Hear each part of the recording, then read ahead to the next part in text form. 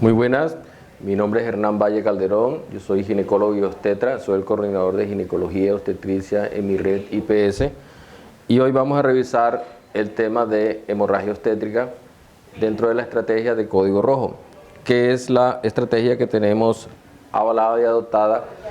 de manera institucional con el objeto de evitar los casos de muerte materna secundaria a esta patología.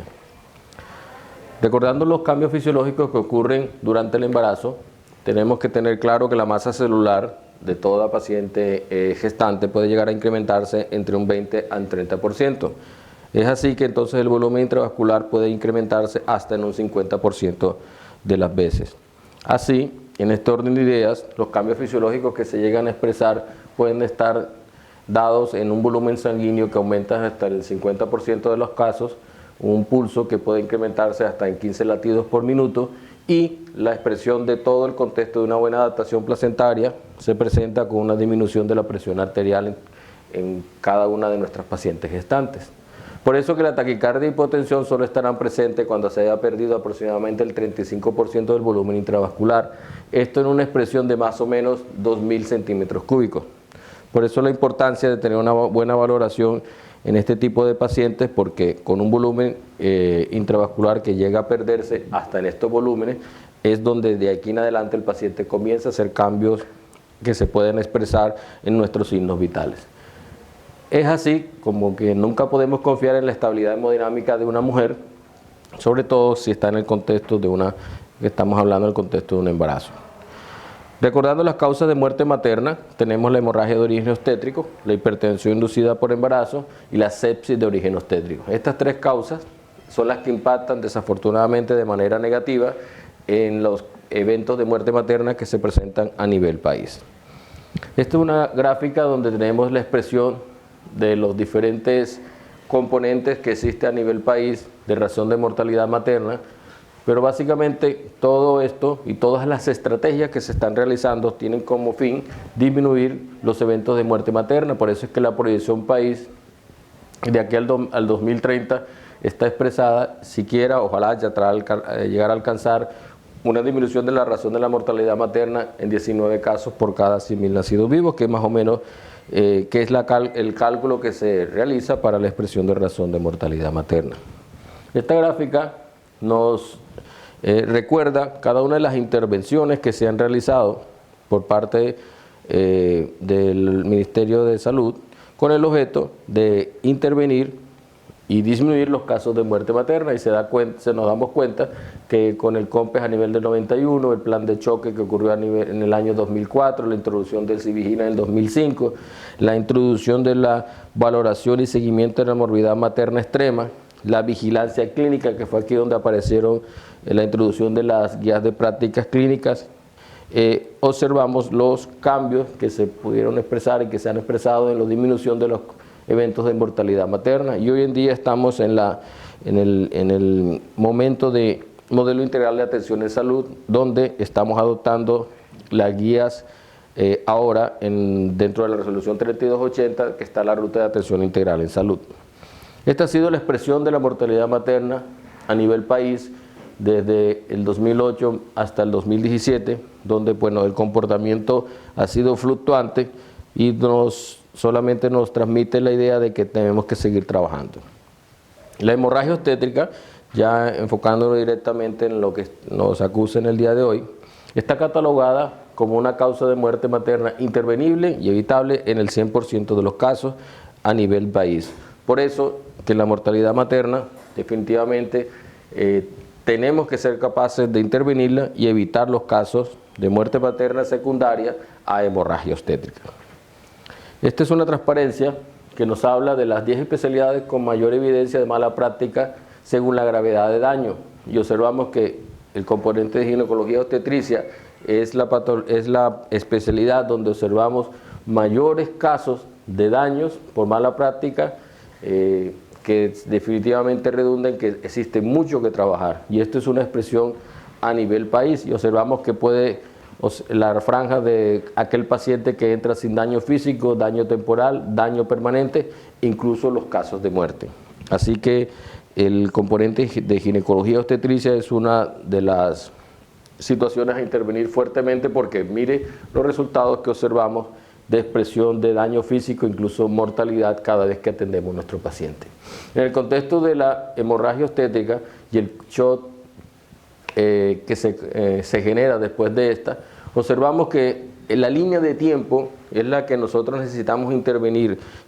rápidamente con el objeto de evitar un caso de muerte materna. Así que esta hora de oro, donde la tasa de supervivencia en el minuto 0 es prácticamente del 100%, y de aquí en adelante, si la intervención no la hacemos de manera adecuada, sobre todo en los primeros 20 minutos, la tasa de sobrevida de nuestros pacientes puede ir en el minuto 60 prácticamente a 0. Por eso es que la línea del tiempo y el momento en que acudamos a rescatar a nuestro paciente cobra valor fundamental, no es así como otras patologías. Por lo cual la recomendación es que cada vez que se active un código rojo, definitivamente comencemos a trabajar. Siguiendo con esta idea, la activación del código rojo debe tener un mecanismo que garantice el apoyo del equipo de trabajo institucional, alertarle al laboratorio y banco de sangre, disponibilidad de un mensajero o alguien que nos lleve las muestras y nos traiga información, el calentamiento de la solución de electrolitos para infundir,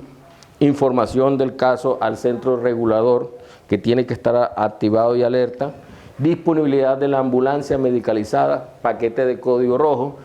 código azul, aspirador, médico y enfermera. Todo el equipo tiene que estar informado y disponible para que definitivamente la estrategia de código rojo, que es la que tenemos, como les dije, para intervenir los casos de hemorragia obstétrica, funcione y realmente sea efectiva. Entrando en materia, cuando hablamos del tiempo de intervención, que sabemos que podernos irnos hasta 60 minutos, lo dividimos en la primera franja de tiempo, del minuto 1 o el minuto 0 hasta el minuto 20. En este momento establecemos contacto con la paciente y es aquí donde tenemos que entrar a valorar los parámetros de SHOT, que no son más que los que tenemos claro y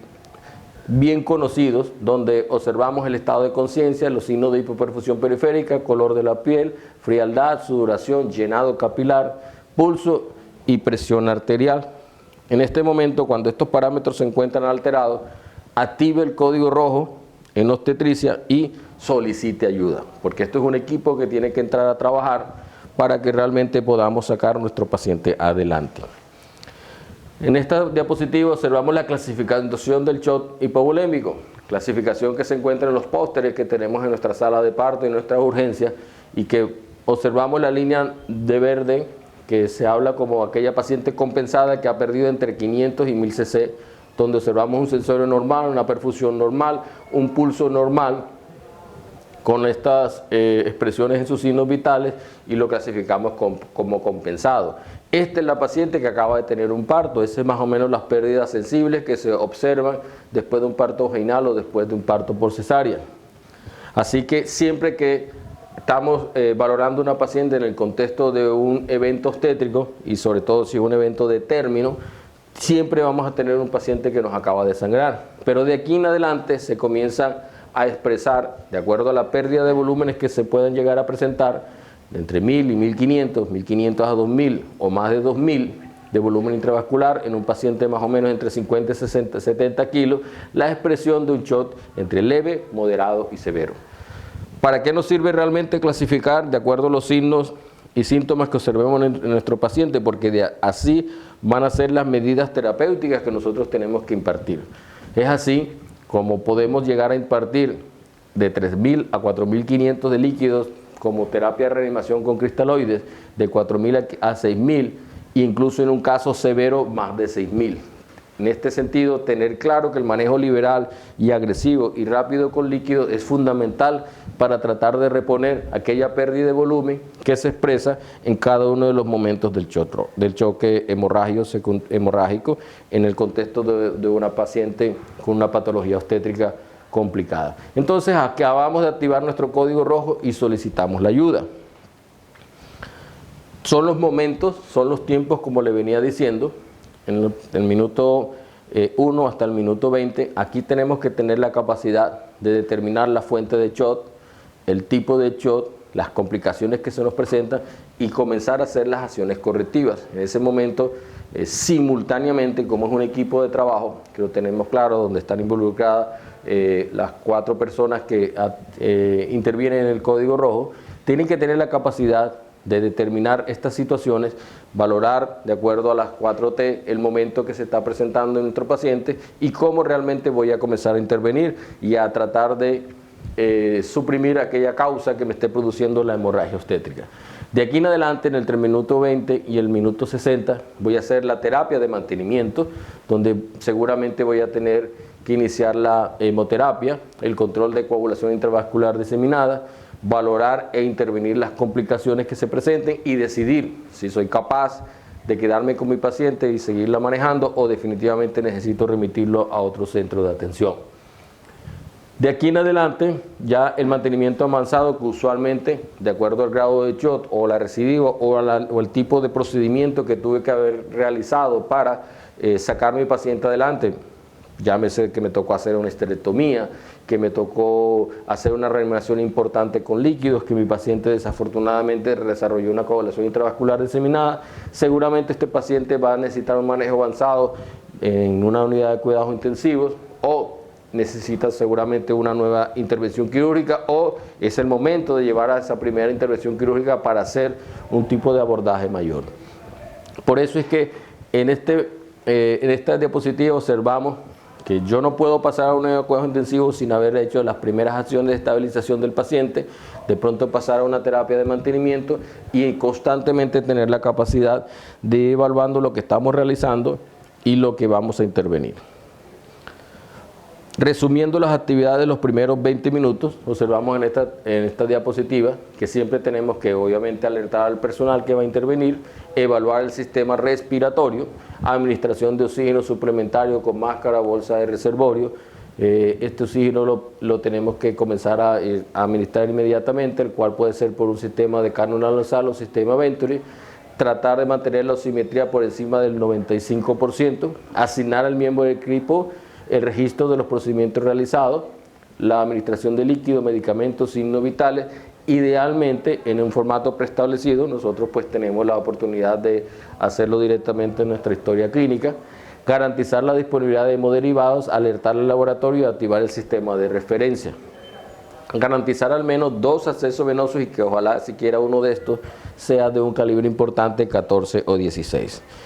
Estas son las actividades de estabilización y diagnóstico que debemos realizar en los primeros 20 minutos, ¿cierto? Siempre tenemos que tratar de mantener a nuestra paciente cubriéndola con mantas en posición supina, tratar de mantener el calor corporal, documentación de los procedimientos, balance de líquidos y hemoderivados transfundidos. Simultáneamente tenemos que tener la capacidad como equipo de realizar todo este tipo de intervenciones en nuestra paciente para garantizar una verdadera recuperación. Realizar la toma de muestras de sangre para hemograma completo, pruebas cruzadas, pruebas de coagulación incluido fibrinógeno, pruebas de función renal, función hepática y gases arteriales. Y no hemos salido del minuto 20, ¿cierto? Iniciar y continuar infusión de cristaloides calentados a 39 grados centígrados, titulando cada 5 minutos la respuesta basada en los signos que observamos en nuestro paciente: sensorio, pulso, presión arterial, llenado capilar, y saber que tenemos que hacer pulsos o bolos para reanimar a nuestro paciente, que puede ir entre 250 hasta 500 cc de líquido, ¿cierto? Esta es la forma como vamos a reanimar a nuestro paciente, y si algún parámetro de esto está alterado, comenzamos a seguir reanimando y haciendo todo el abordaje con la resucitación con líquidos intravenosos. Siempre tenemos que hacer la inserción de sonda de Foley, una forma de valorar el volumen que se está excretando a nivel urinario para tener unas monitorizaciones precisas de este. Bueno, si la causa de hemorragia es definitivamente una atonía uterina, se recomienda implementar las medidas, ¿cierto?, con el objeto de que el sangrado cese y se defina la necesidad de cualquier otro tipo de intervención. Como le dijimos inicialmente, tenemos que tener insertada la sonda de Foley. Siempre tenemos, si el útero ya fue evacuado, hacer masaje uterino vigoroso, el cual tenemos que tratar de mantener durante todo el proceso de atención de nuestro código rojo. hacen compresión uterina bimanual, la administración de oxitocina que puede ir entre 5 y 10 unidades internacionales por vía endovenosa lenta, mientras se inicia la infusión posterior con 30 unidades de oxitocina en una solución de 500 para pasar en un periodo de 4 horas aproximadamente. La ergometrina también la podemos administrar, tener muy claro los problemas que se pueden llegar a presentar cuando tenemos casos de hipertensión, ¿cierto? En este momento que haya yo estabilizado y diagnosticado a mi paciente, donde yo valoro si tengo la capacidad de proceder y seguir manejando a mi paciente o si definitivamente necesito remitirla a otro centro. En caso de que necesite remitirla, tengo que tener la posibilidad de garantizar que un transporte adecuado, ¿cierto? Con un equipo de reanimación y medicamentos, con una máquina de infusión o bomba para líquidos endovenosos, oxígeno y equipo humano acompañado, porque si la paciente vuelve a recidivar y vuelve a comenzar su hemorragia obstétrica, tengo que comenzar a hacer toda la terapia desde el tiempo cero.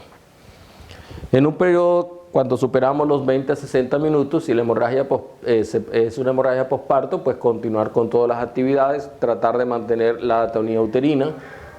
el tono uterino, además de la compresión externa de la aorta, que nos puede de una u otra manera ayudar a disminuir ese flujo y a disminuir ese sangrado que se está expresando en mi paciente. Considerar en este momento del 20 a 60 minutos si se requiere iniciar la hemoterapia, como le dijimos inicialmente, usualmente con sangre O negativa o positiva, ¿ya? Y que pues básicamente en este tiempo ya se va avanzando el proceso del laboratorio donde podemos cruzar y ya tener sangre específica y adecuada para mi paciente. Si hemos logrado controlar la hemorragia, mantener un volumen circulante entre 150 a 300 cc, ¿cierto? Con la precaución pues, de los pacientes que tengan una sensibilidad en cuanto a los volúmenes bastante liberales, como los casos de hipertensión o compromisos a nivel cardíaco, como pacientes con fallas cardiopulmonares, etcétera. En este momento, pues, importante ocultar a nuestros pacientes frecuentemente en sus campos pulmonares para observar cualquier tipo de complicación secundaria al manejo agresivo y liberal con líquidos. Garantizar la vigilancia de signos vitales y funcionales. De esta manera puedo valorar y ver la evolución de mi paciente y saber si pues, obtuve las metas planteadas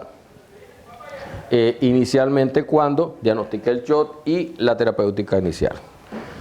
En este momento se recomienda iniciar medidas de hemostasia quirúrgica lo más pronto posible, si el manejo inicial o el manejo médico pues todavía está fallando. Pero este manejo ojalá no se exceda el tiempo de 20 minutos máximo. Quiere decir esto que en esos primeros 20 minutos yo tengo que tener la capacidad de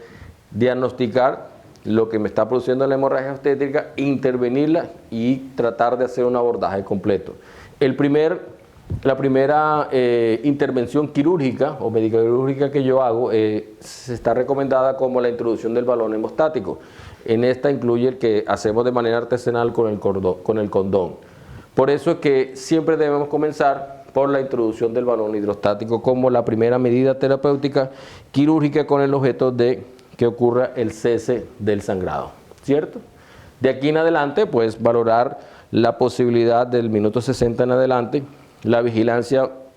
para controlar los eventos de coagulación intravascular diseminada, medir el estado ácido-base de mi paciente y repetir pruebas de coagulación. Conservar el volumen circulatorio útil, que hablamos que puede ir entre 150 hasta 300 cc. Tratar de corregir los eventos de coagulación intravascular antes de iniciar cualquier acto quirúrgico. Mantener las actividades de hemostasia y vigilancia estricta del sangrado durante la remisión o si la paciente va a ser llevada a cirugía. Si la paciente no ha mejorado, decidir si se continúa el manejo en mi nivel o definitivamente necesito remitirla. Recordar todos los condicionantes básicos para poder remitir a mi paciente en el caso de que así se haya determinado en el abordaje que acabo de realizar. Sería la terapéutica que nosotros tenemos que impartir. Obviamente, como se le expresa, pues lo ideal es que exista un equipo multidisciplinario capaz de desarrollar la estrategia de código rojo, que tengamos incluso el libreto bien confeccionado en nuestra cabeza y cada una de las actividades que tenemos que desarrollar con el objeto de que seamos efectivos. Por eso en el código rojo existe una persona que es el coordinador, existe el asistente 1, el asistente 2, el patinador, que es aquella persona que nos lleva la información. Este equipo tiene que trabajar de manera sincrónica, deben existir las tarjetas donde están identificadas cada una de las actividades en cada uno de los equipos de trabajo y en cada uno de los turnos, así que esto debe estar conformado de manera administrativa y que estén identificadas las personas que están capacitadas en cada momento de atención para abordar y definir mi código rojo y poderlos tratar y sacarla adelante. Estos son los pósters de código rojo, esta es la primera parte y esta es la segunda, los cuales se encuentran publicados en cada una de nuestras unidades de atención materno-perinatal. Esta es la guía de prácticas clínicas, fue el documento propuesto a nivel por parte del Ministerio en el 2012-2013. Gran parte de esta información fue tratada y fue llevada a la 3280, que es donde se ancla la ruta materno-perinatal y que es el documento que tenemos que tener para hacer todo el abordaje de nuestras pacientes obstétricas. Aquí hay algunos estratos que tienen que ver en la guía de prácticas clínicas con las intervenciones que hacemos para evitar hemorragias obstétricas. Se las traje con el objeto de tenerlas muy claro, donde hablamos de intervenciones efectivas para prevenir la hemorragia posparto, porque definitivamente la prevención es lo que nos va a garantizar que pues disminuyamos el número de códigos rojos que se nos llegan a presentar. Es así que siempre realizamos que el manejo, le hagamos un manejo activo del alumbramiento en cada uno de nuestros partos con el objeto de disminuir la pérdida de sangre materna y disminuir la hemorragia posparto. Utilizar de manera rutinaria el uso de oxitóxicos y la administración de 5 unidades a 10 unidades de oxitocina, siempre por vía intramuscular, incluso por vía intravenosa, como profilaxis en la atención de nuestros partos. Siempre tenemos que realizar estas medidas y seguro que estas son básicas y pilares definitivos para disminuir los casos de hemorragia obstétrica. Cuando existe un acceso venoso, como ya les dije, podemos usarlo por vía endovenosa, podemos administrar misoprostol. Existe cierta comprobancia con el daño plaquetario tardío que puede llegar a producir misoprostol, por eso hoy en día tiene cierto condicionamiento, pero definitivamente por vía oral y no intrarrectal es una droga bastante efectiva. No utilizar el ácido tranexámico como medida profiláctica para evitar hemorragias obstétricas y el ligar el cordón a los 2-3 minutos después de haber reanimado a nuestro bebé en el momento del parto es una medida